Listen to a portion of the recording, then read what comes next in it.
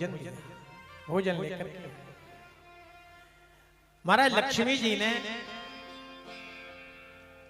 जी ने ब्राह्मणों को श्राप दिया कि मैं आपके यहां नहीं टिकूंगी। लक्ष्मी जी ने ब्राह्मणों को श्राप दे दिया और ब्राह्मणों को लक्ष्मी ने आशीर्वाद भी दिया है। लक्ष्मी जी से भगवान ने कहा, नारायण ने, कि लक्ष्मी तुमने ब्राह्मणों को श्राप क्यों दिया? तो लक्ष्मी माता कहती है, ब्राह्मणों को श्राप देने के पीछे महाराज चार कारण हैं। चार कारण हैं। बोले कौन से कारण हैं? क्रुद्धेन तातश्चरण तलहतो येना बल्लवे निरोसा। बोले महाराज मेरे पिता को ब्राह्मण ने पान कर लिया, पी लिया। लक्ष्मी के पिता कौन है? समुद्र मंथन से लक्ष्मी का प्रकट हुआ तो अगस्त ऋषि ने समुद्र को ही पी लिया था। तो पहला कारण ब्राह्मण से मैं इसलिए रुष्ट हूं कि उसने मेरे पिता को पी लिया था। पीतः क्रुद्धेन तातश्चरण तलहतो येना बल्लवे निरोसा। और दूसरा कारण है कि मेरे पति के हृदय में ब्राह्मण भृगु ने लात मारी। और महाराज कोई भी पत्नी उसके सामने उसके पति को कोई लात मार के चला जाए तो कौन सहन करे?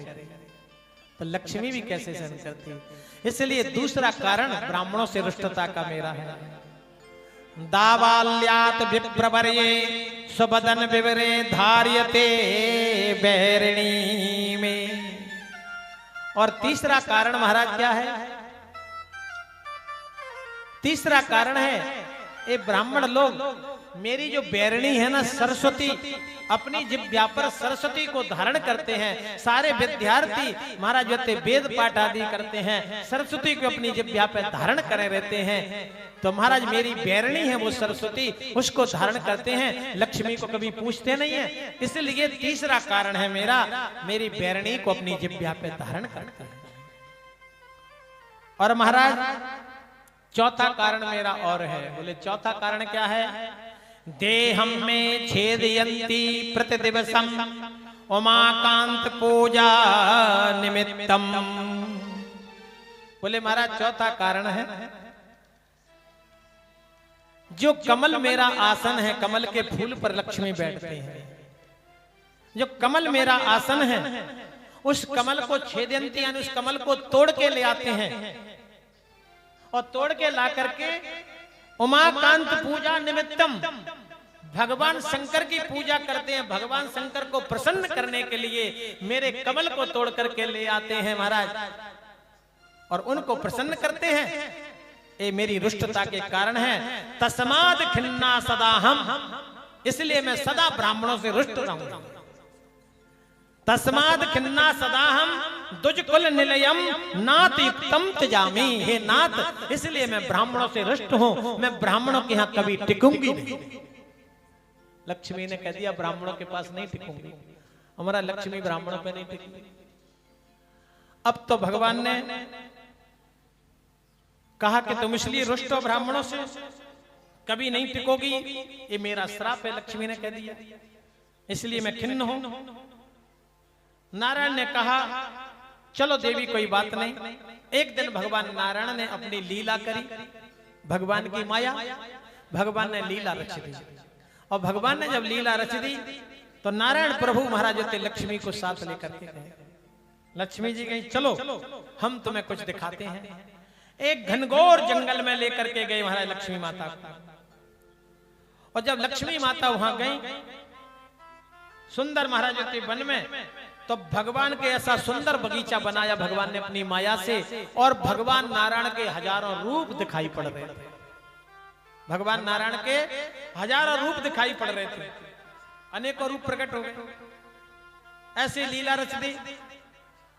अब लक्ष्मी जी भगवान को पहचाने कैसे कि मेरे प्रभु कौन से, मेरा पति कौन है, कैसे पहचाने? तो लक्ष्मी जी चारों तरफ देख रही, हजारों नारायण के रूप हैं। लक्ष्मी जी ने शरीर रूपों को गौर से देखा नजर घुमा करके देखा तो महाराज लक्ष्मी जी ने जैसे ही देखा कि ये जो स्वरूप है नारायण का, यही मेरे असली प्रभु हैं। कैसे पहचाना? भगवान ने कहा देवी तुमने मुझे इतने हजारों महाराज नारायण के रूप में से एक रूप को कैसे पहचान लिया कि ये ही मेरे असली नारायण है?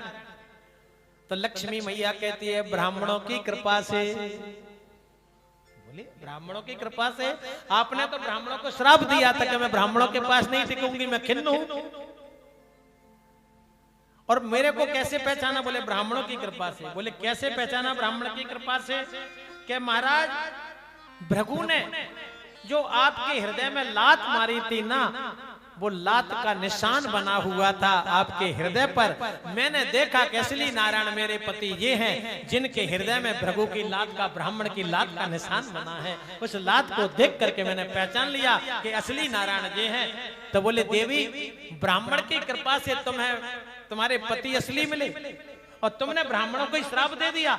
तो बोले महाराज अब मैं उनको आशीर्वाद भी देती हूँ।